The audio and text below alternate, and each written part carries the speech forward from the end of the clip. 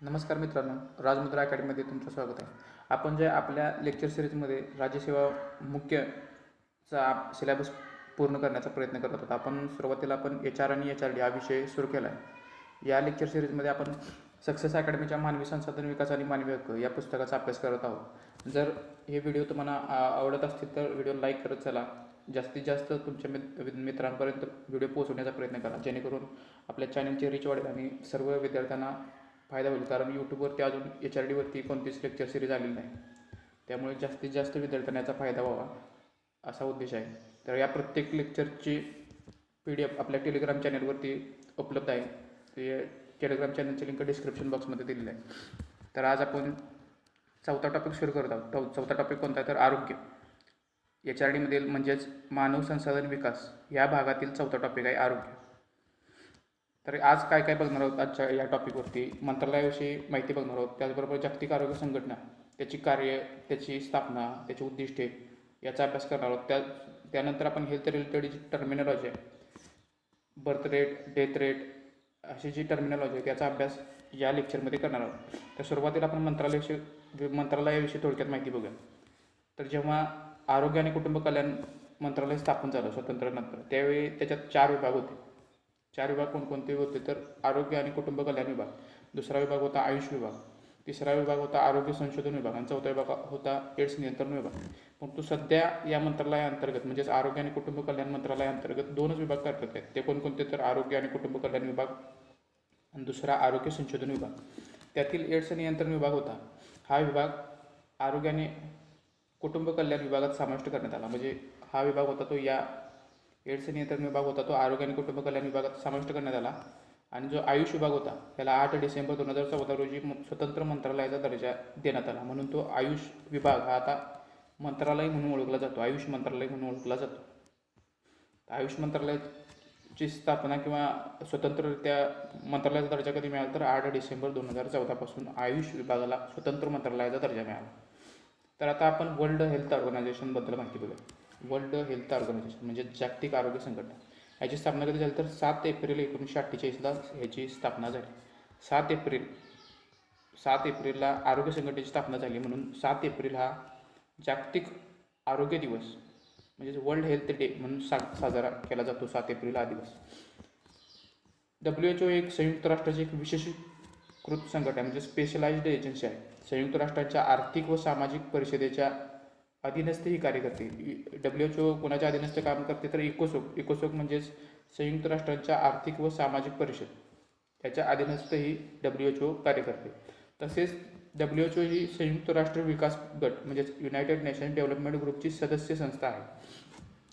WHOचं मुख्यालय कुठे आहे तर स्वित्झर्लंडमधील जिनिव्हा येथे WHOचं मुख्यालय आहे. WHOची स्थापना 7 एप्रिल 1948ला झाली होती. आता संघटनेचे उद्दिष्ट काय आहे तर महत्त्वाचं उद्दिष्ट आहे सर्व व्यक्तींसाठी आरोग्याचा शक्य तितक्या उच्चतम स्तर प्राप्त करणे हे संघटनेचं मुख्य उद्दिष्ट आहे. तर त्याचबरोबर आरोग्यविषयक निर्णायक मुद्द्यांबाबत नेतृत्व करणे आणि जेथे संयुक्त कृतीची आवश्यकता आहे तेथे भागीदारीत कृती करणे. त्याचबरोबर दुसरं उद्दिष्ट आहे संशोधनाचा अजेंडास आकार देऊन महत्त्वाच्या ज्ञानाची निर्मिती, भाषांतर, प्रसारास उत्तेजन देणे. तिसरं उद्दिष्ट आहे निकष व मापदंड निर्माण करून त्यांच्या अंमलबजावणीस प्रोत्साहन देऊन त्यांची पाहणी करणे. चौथं उद्दिष्ट आहे तांत्रिक सहाय्य उपलब्ध करणे, बदलास प्रोत्साहन देणे आणि शाश्वत संस्थात्मक क्षमतांची बांधणी करणे. पाचवं उद्दिष्ट काय आहे तर आरोग्य परिस्थितीची सतत पाहणी करणे आणि आरोग्यविषयक प्रवृत्तीचे मूल्यांकन करणे. तर यातील महत्त्वाचं उद्दिष्ट काय लक्षात ठेवायचं तर सर्व व्यक्तींसाठी आरोग्याचा शक्य तितका उच्चतम स्तर प्राप्त हे WHOचं सर्वात मुख्य उद्दिष्ट आहे. तर यानंतर आपण संघटनेचा अजेंडा काय बघूया. संघटनेचा अजेंडा काय आहे तर पहिला अजेंडा आहे विकासाचे प्रवर्तन, दुसरा आहे आरोग्य सुरक्षेस प्रोत्साहन देणे, तिसरा आहे आरोग्य व्यवस्थेचे बळकटीकरण करणे, चौथा आहे संशोधन, माहिती व वस्तुस्थिती हाताळणे, पाचवा आहे भागीदाराचा विकास करणे, सहावा आहे कामात सुधारणा करणे. हे सर्व अजेंडा हे WHO अंतर्गत घोषित करण्यात आले. तर आता संघटनेची रचना कशी आहे बघा. संघटनेची रचनामध्ये काय येते तर जागतिक आरोग्य परिषदेत एकूण किती सदस्य आहेत तर एकूण 194 सदस्य हे WHOचे सदस्य आहेत. WHO या परिषदेचे 194 सदस्य देश आहेत. तर ही WHO एक धोरण ठरवणारी सर्वोच्च संस्था आहे. कशाबद्दलची तर आरोग्य बाबतीत जागतिक स्तरावर धोरण ठरवणारी सर्वोच्च संस्था म्हणून कार्य करण्यात WHO काम पार पाडते. तर प्रत्येक सदस्य राष्ट्राकडून किती सदस्य प्रतिनिधी म्हणून पाठवले जातात, तर प्रत्येक सदस्य म्हणजे 194 राष्ट्र आहेत, त्यांनी प्रत्येकी 3 सदस्य प्रतिनिधी असू शकतात. याचं अधिवेशन कधी भरतं, तर WHO अधिवेशन हे मे महिन्यात भरतं. तर यात स्पेसिफिक मे महिना लक्षात ठेवण्याचं कारण काय, तर हा क्वेश्चन MPSC मेन्सला विचारला गेला आहे. त्यामुळे WHO अधिवेशन कोणत्या महिन्यात भरतं, तर मे महिन्यात भरतं, हे लक्षात ठेवा.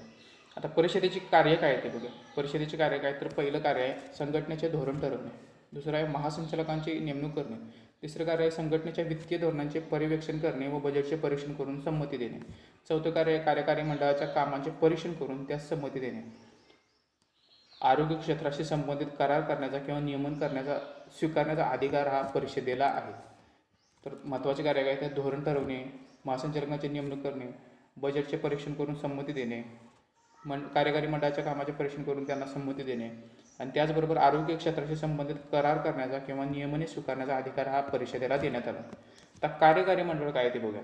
WHOचे आरोग्य परिषदेमध्ये 194 सदस्य असतात, परंतु कार्यकारी परिषदेमध्ये एक्झिक्युटिव्ह बॉडीमध्ये किती सदस्य असतात, तर एकूण 34 सदस्य असतात. तांत्रिकदृष्ट्या हे अनुभवी सदस्य असतात. यांची निवड ही सदस्य राष्ट्राकडून 3 वर्षासाठी हे नियुक्त केले जातात. नियुक्त करताना भौगोलिक वितरणाची समानता लक्षात घेतली जाते. म्हणजेच आशियासाठी किती निवडून दिले पाहिजेत, युरोपसाठी किती सदस्य निवडून दिले पाहिजेत, दक्षिण अमेरिकेसाठी किती, उत्तर अमेरिकेसाठी किती, युरोपसाठी किती, असे प्रत्येकाची विभागणी भौगोलिक वितरणावरती केली जाते. त्यामुळे सर्व विभागांना किंवा सर्व भागांना भौगोलिकदृष्ट्या समानत्व किंवा समान दर्जा किंवा प्रत्येकाला समान संधी प्राप्त होण्याचा उद्देशानुसार याची निवड केली जाते. तर कार्यकारी मंडळात किती सदस्य असतात, तर 34 सदस्य असतात. त्यांची निवड 3 वर्षाच्या कालावधीसाठी सदस्य राष्ट्राकडून केली जाते. तर या कार्यकारी मंडळाचं कार्य काय, तर कार्यकारी मंडळाचं पहिलं कार्य आहे आरोग्य परिषदेच्या निर्णय व धोरणांची अंमलबजावणी करणे. आरोग्य परिषद काय करते, तर निर्णय आणि धोरणं ठरवते. तर त्यांच्या अंमलबजावणीचं कार्य कार्यकारी मंडळ म्हणजे एक्झिक्युटिव्ह बोर्डवर त्या निर्णयांची अंमलबजावणी करण्याचं कार्य आहे. दुसरं कार्य आरोग्य परिषदेने संदर्भित केलेल्या प्रश्नांवर सल्ला देण्याचं कार्य आहे. तिसरं कार्य आहे आपत्कालीन उपाययोजना अवलंबणे किंवा सुचवणे. तर आता याच्यानंतर आपण सचिवालयासंबंधी माहिती बघूया. सचिवालय म्हणजे सेक्रेटरी. यामध्ये काय येतं, तर महासंचालक व तांत्रिक प्रशासकीय स्टाफचा समावेश या सचिवालयामध्ये होतो. सचिवालयाचे महासंचालक असतात. महासंचालकाचं कार्य काय, तर महासंचालक हे संघटनेचे बजेट तयार करतात आणि ते मंडळाला सादर करतात. आता WHOची विभागीय कार्यालय कुठे आहेत, तर WHOची एकूण 6 विभागीय कार्यालय आहेत. वेगवेगळ्या भागात रिजनल ऑफिसेस आहेत. त्यात आफ्रिकी प्रदेशासाठी कुठं आहे, तर काँगोमधील ब्राझविले येथे विभागीय कार्यालय आहे. अमेरिकन प्रदेशासाठी कुठं आहे, तर वॉशिंग्टन येथे विभागीय कार्यालय. युरोपियन प्रदेशासाठी कुठं आहे, तर डेन्मार्कमधील कोपनहॅगन येथे. पूर्व भूमध्य सागरीय प्रदेशासाठी कुठं आहे, तर कैरोमधील नस्तर सिटी येथे यांचं विभागीय कार्यालय. पश्चिम पॅसिफिक प्रदेशासाठी कुठं आहे, तर फिलिपाईन्समधील मनिला येथे विभागीय कार्यालय. तर दक्षिण पूर्व आशियाई प्रदेशासाठी भारतातील नवी दिल्ली येथे विभागीय कार्यालय. ही महत्त्वाची ही फक्त लक्षात ठेवा, बाकीचे लक्षात नाही ठेवले तर चालते. दक्षिण पूर्व आशियाई प्रदेशासाठी WHOचं विभागीय कार्यालय कुठे आहे, तर नवी दिल्ली येथे विभागीय कार्यालय आहे. आता आपण टर्मिनॉलॉजी बघा, हेल्थ रिलेटेड टर्मिनॉलॉजी किंवा फॅक्ट्स बघा. तर यातील जन्मदर म्हणजे काय, जन्मदर म्हणजे बर्थ रेट. याची व्याख्या काय केली तर एका वर्षात 1000 लोकसंख्येमागे जन्माला आलेल्या आणि जीवित बालकांची संख्या म्हणजे वर्षाचा जन्मदर होतो. एका वर्षात 1000 लोकसंख्या म्हणजे एका प्रदेशाची 1000 लोकसंख्या असेल तर त्याच्यामध्ये या 1000 लोकसंख्येमागे जन्माला आलेल्या त्यातील जीवित जन्मलेल्या किंवा जन्माला आल्यानंतर जी मृत्यू पावली असते तर त्यांचा विचार केला जात नाही. जन्माला येऊन जीवित जन्मलेल्या बालकांची संख्या म्हणजे वर्षाचा जन्मदर होय. भारतातील जन्मदर किती आहे तर नीती आयोगानुसार 20.4 हा भारताचा जन्मदर आहे. तर जागतिक बँकेनुसार भारताचा जन्मदर 19.1 इतका आहे. तर महाराष्ट्रातील जन्मदर हा 15.9, नीती आयोगानुसार 15.9. तर मृत्यूदर काय तर एका वर्षात 1000 लोकसंख्येमागे मृत्यू पावलेल्या व्यक्तींची संख्या म्हणजे त्या वर्षाचा मृत्यूदर. म्हणजे एका प्रदेशात 1000 लोकांमागे मृत्यू पावलेल्या व्यक्तींची संख्या म्हणजे त्या वर्षाचा मृत्यूदर. भारताचा मृत्यूदर नीती आयोगानुसार 6.4 आहे. तर महाराष्ट्राचा जन्मदर हा 5.9 इतका आहे. तर नैसर्गिक मृत्यूदर म्हणजे काय तर जन्मदर आणि मृत्यूदर यांच्यातील फरक म्हणजे नैसर्गिक मृत्यूदर. तर आता भारताचा आपण नैसर्गिक मृत्यूदर काढावा गेलो तर जन्मदर किती आहे तर 20.4, मृत्यूदर किती आहे तर 6.4. तर या दोघींची वजाबाकी केली तर किती येते 14. म्हणजे भारताचा नैसर्गिक मृत्यूदर नीती आयोगाच्या आकडेवारीनुसार 14 इतका आहे. तर आपण आता नवजात मृत्यूदर म्हणजे काय? नवजात मृत्यूदर याची व्याख्या काय केलेली आहे? तर दर 1000 जीवित जन्मलेल्या बालकांपैकी 28 दिवसांच्या आत मृत्यू पावणाऱ्या बालकांची संख्या म्हणजे नवजात मृत्यूदर. निओनाटल मॉर्टॅलिटी रेट म्हणजेच 1000 जीवित जन्मलेल्या बालकांपैकी 28 दिवस म्हणजे 1 महिन्याच्या किंवा 28 दिवसाच्या आत मृत्यू जर एखादा बालक पावला असेल तर त्याला नवजात मृत्यू म्हणतात. निओनाटल मॉर्टॅलिटी रेट हा 28 दिवसाच्या आत बालकाचा मृत्यू झाल्यास त्याला निओनाटल मॉर्टॅलिटी रेट म्हणतात. जागतिक बँकेच्या अहवालानुसार भारतात हा दर 2015 साली 28 एवढा होता. 12व्या पंचवार्षिक योजनेच्या शेवटी निओनाटल मॉर्टॅलिटी रेट 18 करण्याचे उद्दिष्ट ठेवले गेले होते. जगातील सर्वात जास्त नवजात मृत्यू हे भारतात होतात. जगाच्या 33% नवजात मृत्यू हे भारतात होतात. भारतामध्ये नवजात मृत्यू पावणाऱ्या बालकांपैकी 33% बालके हे पहिल्याच दिवशी मृत्यू पावतात. भारतातील नवजात मृत्यू दर किती आहे? तर 24 इतका आहे. आणि त्याचं 12व्या पंचवार्षिक योजनेनुसार उद्दिष्ट किती आहे? तर NMR 18 करण्याचं इतकं उद्दिष्ट आहे. भारताचा नवजात मृत्यूदर सध्या 24 आहे. तर सर्वाधिक नवजात मृत्यूदर असलेलं राज्य कोणतं आहे? तर ओडिशा हे सर्वाधिक नवजात मृत्यूदर असलेलं राज्य आहे. तर सर्वात कमी निओनाटल मॉर्टॅलिटी रेट असलेलं राज्य कोणतं? तर केरळ. तर पहिले जे 5 राज्य आहेत म्हणजे UP, MP, बिहार आणि राजस्थान यामध्ये भारतातील एकूण 56% नवजात मृत्यू आढळतात. जगभरातील 14% नवजात मृत्यू या 5 राज्यांमध्ये आढळतात. त्यात महत्त्वाचं काय? तर नवजात मृत्यूदर म्हणजे काय? नवजात मृत्यूदर म्हणजे दर 1000 जीवित जन्मलेल्या बालकांपैकी 28 दिवसांच्या आत मृत्यू पावणाऱ्या बालकांची संख्या. 12व्या पंचवार्षिक योजनेच्या शेवटी उद्दिष्ट काय ठेवण्यात आलं? तर नवजात मृत्यूदर साध्य करणं 18. सध्या किती आहे? तर सध्या आहे भारताचा मृत्यूदर नवजात मृत्यूदर 24.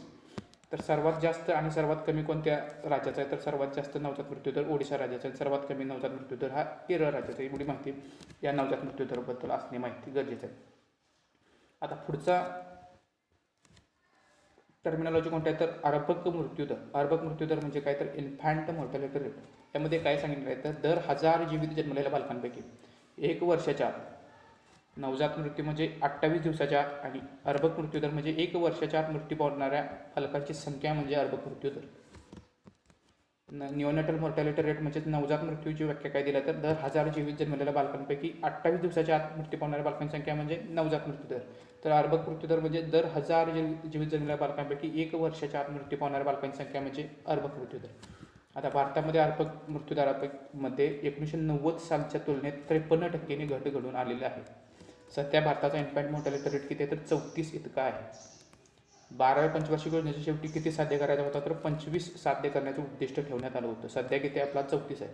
तर MDG गोलनुसार इन्फॅन्ट मॉर्टॅलिटी रेट किती असणं गरजेचं होतं? तर 27 असणे अपेक्षित होतं. ते सध्या आपण केलेलं नाही. आता सध्या किती आहे? तर 34 इतका आहे. सर्वात जास्त इन्फॅन्ट मॉर्टॅलिटी रेट कोणत्या राज्यात आहे? तर मध्य प्रदेशमध्ये सर्वात जास्त इन्फॅन्ट मॉर्टॅलिटी रेट आहे. तर सर्वात कमी कोणत्या राज्यात आहे? तर गोवा राज्यात सर्वात कमी इन्फॅन्ट मॉर्टॅलिटी रेट आहे. तर एकूण 15 राज्य आणि केंद्रशासित प्रदेशात यांनी MDG आणि IMRचे उद्दिष्ट साध्य केले आहे. म्हणजे भारतातील 15 राज्य आणि केंद्रशासित प्रदेशांनी IMRचं जे उद्दिष्ट होतं MDG म्हणजे मिलियन डेव्हलपमेंट गोल्सचं जे उद्दिष्ट होतं 27 असणे, इन्फॅन्ट मॉर्टॅलिटी रेट 27 असणं हे अपेक्षित होतं, ते 15 राज्य आणि केंद्रशासित प्रदेशांनी साध्य केलेलं आहे. तर भारताचं अजूनपर्यंत साध्य झालं नाही. भारताचं किती आहे? तर 34 इतका इन्फॅन्ट मॉर्टॅलिटी रेट आहे. संयुक्त राष्ट्र अहवालानुसार काय आकडेवारी दिली आहे? तर 2017 या एका वर्षात भारतातील 8 लाख अर्भक मृत्यू पावलेत. ही संख्या मागील 5 वर्षात सर्वात कमी आहे. म्हणजे अर्भक मृत्यू पावण्याची संख्या हळूहळू भारतामध्ये कमी होत चालली आहे. आता आपण बालमृत्यूबद्दल माहिती बघूया. याची व्याख्या काय दिली आहे? तर दर 1000 जीवित जन्मलेल्या बालकांपैकी 5 वर्षाच्या आत मृत्यू पावणाऱ्या बालकांची संख्या म्हणजेच बालक मृत्यूदर. 5 वर्षाच्या आत मृत्यू पावणाऱ्या बालकांची संख्या म्हणजे बालक दर. निओनाटल म्हणजे काय? नवजात मृत्यू म्हणजे 28 दिवसाच्या आत मृत्यू पावणे. अर्भक मृत्यू म्हणजे 1 वर्षाच्या आत मृत्यू पावणे आणि बालक मृत्यू म्हणजे 5 वर्षाच्या आत मृत्यू पावणे. तर ह्या 3 व्याख्या महत्त्वाच्या आहेत आणि प्रत्येकात दिवसाचा फरक आहे. निओनाटल मॉर्टॅलिटी म्हणजे नवजात मृत्यूदरामध्ये 28 दिवसाच्या आत मृत्यू पावणे. इन्फॅन्ट मॉर्टॅलिटी म्हणजेच अर्भक मृत्यूदर म्हणजे 1 वर्षाच्या आत आणि बालक मृत्यूदर म्हणजे 5 वर्षाच्या आत जर बालक मृत्यू पावला असेल तर तो बालमृत्यूमध्ये येतो. तर MDG म्हणजे मिलेनियम डेव्हलपमेंट गोलनुसार याचं किती आकडा असणे गरजेचं आहे? तर 42. बालमृत्यूदर हा 42 असणे अपेक्षित आहे. जगामध्ये सर्वात बालमृत्यू हे भारतामध्ये आढळतात. जगाच्या 20% बालमृत्यू हे भारतात आढळतात. सर्वाधिक बालमृत्यू आढळणारे देश कोणकोणते तर 1 नंबरला आहे भारत, 2 नंबरला नायजेरिया, 3 नंबरला काँगो, 4 नंबरला इथिओपिया. सध्या भारतात बालमृत्यूचं प्रमाण किती आहे तर 39 इतकं आहे. म्हणजे आपण मिलियन डेव्हलपमेंट गोल्सचं जे उद्दिष्ट 42 होतं ते आपण साध्य केलेलं आहे. भारतात चाइल्ड मॉर्टॅलिटी रेट किती आहे तर 39 इतका साध्य केलेला आहे. तर सर्वाधिक बालमृत्यू दर कोणत्या राज्यात आहे तर सर्वाधिक बालमृत्यू दर हा आसाम राज्यात आहे, 73 इतका बालमृत्यू दर आहे. तर भारतातील केरळ, तामिळनाडू, महाराष्ट्र, पश्चिम बंगाल, पंजाब, हिमाचल प्रदेश या राज्यांकडून MDGचं जे अंडर 5 मॉर्टॅलिटी रेट म्हणजेच चाइल्ड मॉर्टॅलिटी रेट आहे याचे उद्दिष्ट साध्य केले आहेत. कोणत्या राज्यांनी उद्दिष्ट साध्य केले आहेत तर केरळ, तामिळनाडू, महाराष्ट्र, पश्चिम बंगाल, पंजाब, हिमाचल प्रदेश या राज्यांनी चाइल्ड मॉर्टॅलिटी रेट म्हणजेच बालमृत्यू दराचं उद्दिष्ट साध्य केलेलं आहे. सध्याचा भारतातील बालमृत्यू दर हा जागतिक स्तरावरील बालमृत्यू दरा इतका झाला आहे. WHO अहवालानुसार जगभरात 2000 ते 2016 या कालावधीत 5 वर्षाखालील बालके कोणकोणत्या कारणामुळे मृत्यू पावली तर सर्वात महत्त्वाचं किंवा मोठं कारण दिलं आहे तर न्यूमोनियामुळे 13% बालके मृत्युमुखी पडली. 2 नंबरला अतिसारामुळे 8% बालके मृत्युमुखी पडली. मलेरियामुळे 5% बालके मृत्युमुखी पडली. गोवर आणि इतर आजारांमुळे 1% बालके मृत्युमुखी पडली. या कारणांव्यतिरिक्त सर्वात मोठं किंवा जास्त मृत्यू होण्याचं कारण तर कोणतं असू शकतं तर नवजात शिशूचे आजार आणि कुपोषण हे बालमृत्यू होण्यासाठी सर्वाधिक कारणीभूत ठरतात. म्हणजे न्यूमोनियापेक्षा किंवा या 5 जी टक्केवारी दिली आहे त्याच्यापेक्षा सर्वाधिक बालमृत्यू होण्याचं कारण कोणतं आहे तर नवजात शिशूचे आजार आणि कुपोषण यामुळे सर्वाधिक बालमृत्यू होतात. जर क्रमवारी विचारली तर सुरुवातीला नवजात शिशूचे आजार आणि कुपोषण येतं, त्याच्यानंतर न्यूमोनिया, अतिसार, मलेरिया आणि गोवर यांचा क्रम लागतो. तर 1990 ते 2012 दरम्यान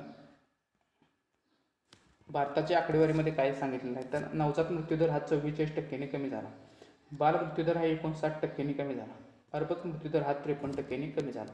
म्हणजे तिन्ही ज्या टर्मिनॉलॉजी आहेत नवजात मृत्यू, बालमृत्यू, अर्भक मृत्यूदर हा सातत्याने म्हणजे 1990 पासून 2012 पर्यंत कमी होत आलेला आहे.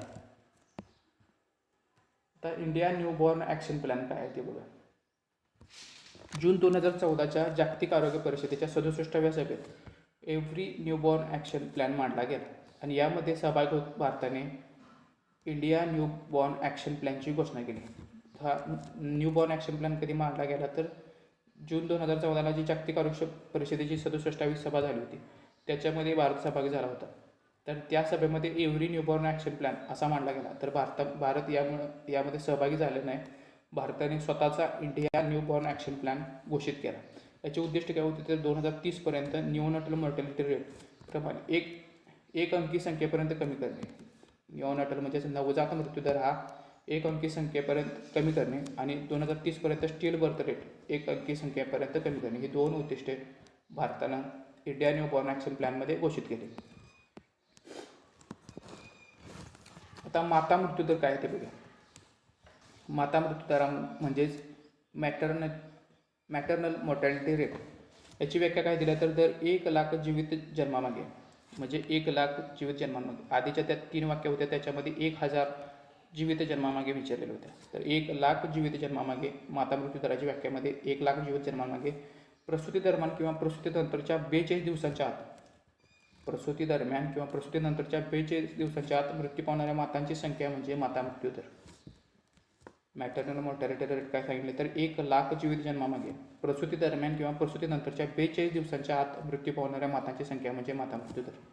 जगातील सर्वात जास्त माता मृत्यू ह्या भारतात होतात, त्यानंतर नायजेरियामध्ये होतात. भारतातील संस्थात्मक प्रसूतीचे प्रमाण किती आहे तर 79%. संस्थात्मक म्हणजे हॉस्पिटलमध्ये जाऊन जर प्रसूती होत असेल तर त्याला संस्थात्मक प्रसूती म्हणतात. भारतातील संस्थात्मक प्रसूतीचे प्रमाण किती आहे तर 79% इतकं संस्थात्मक प्रसूतींचं प्रमाण. माता मृत्यू दर MDGनुसार 75% कमी करणे अपेक्षित होते.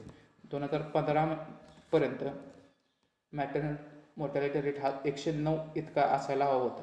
WHO अहवालानुसार भारतातील माता मृत्यू दर 1990 साली असलेल्या 556च्या तुलनेत 2016 साली 130 पर्यंत कमी झाला असून त्यामध्ये 77% घट झाली आहे.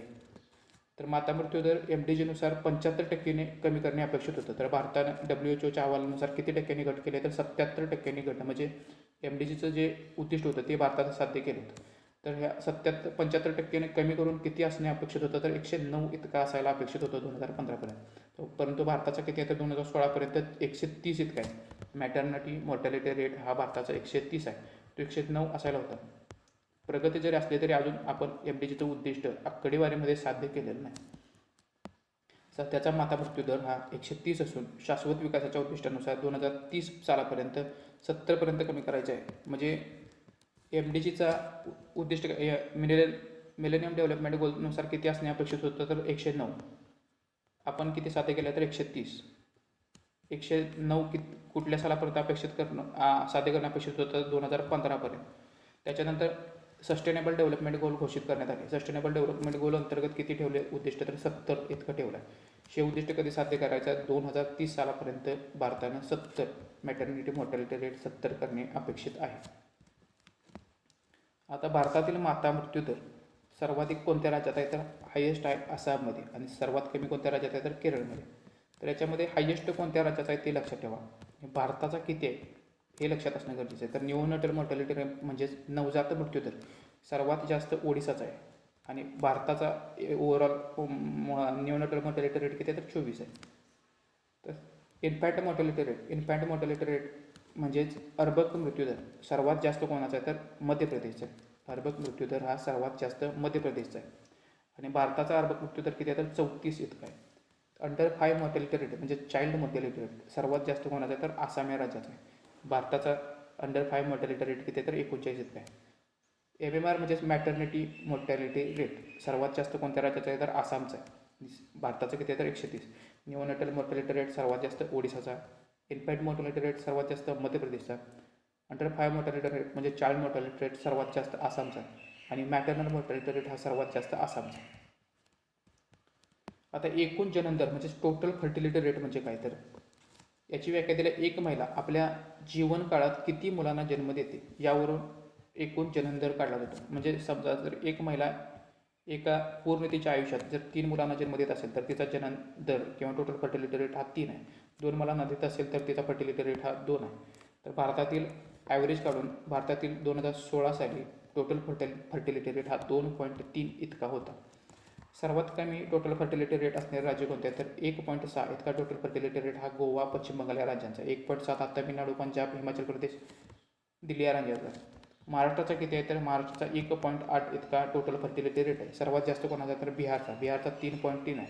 उत्तर प्रदेशचा 3.1 आहे. म्हणजे तेथील एक माता आपल्या जीवनकाळात 3पेक्षा जास्त बालकांना जन्म देते. महाराष्ट्रामध्ये टोटल फर्टिलिटी रेट हा 1.8 असून शहरी भागात तो ओव्हरऑलपेक्षा कमी आहे. म्हणजे शहरी भागात 1.6 आहे तर ग्रामीण भागात 1.9 आहे. म्हणजे टोटल फर्टिलिटी रेट हा ग्रामीण भागाचा शहरी भागापेक्षा जास्त आहे. भारतात टोटल फर्टिलिटी रेट हा 2.3% असून शहरी भागात 1.8 आहे तर ग्रामीण भागात 2.5 एवढा आहे. एकूण 24 राज्यात आणि केंद्रशासित प्रदेशांनी रिप्लेसमेंट लेवल साध्य केले. रिप्लेसमेंट लेवल काय तर एक जननदर हा 2.1 जर प्राप्त झाला तर त्याला रिप्लेसमेंट लेवल प्राप्त झाली असं म्हटले जातं. तर भारताचा हा रिप्लेसमेंट लेवलपेक्षा महाराष्ट्राचा हा रिप्लेसमेंट लेवलपेक्षा कमी आहे. महाराष्ट्राचा किती आहे तर 1.8 इतका आहे. तर भारताचं किती आहे तर 2.3. साध्य करणं किती आहे तर रिप्लेसमेंट लेवल प्राप्त करण्यासाठी 2.1 असणं गरजेचं आहे. जर व्हिडिओ आवडला असेल तर व्हिडिओला लाईक करा, व्हिडिओला शेअर करा, तुमच्या जास्तीत जास्त व्हॉट्सअप ग्रुपवरती किंवा मित्रांपर्यंत पोहोचण्यासाठी मदत करा आणि चॅनलला सबस्क्राईब केलं नसेल तर सबस्क्राईब करा. धन्यवाद.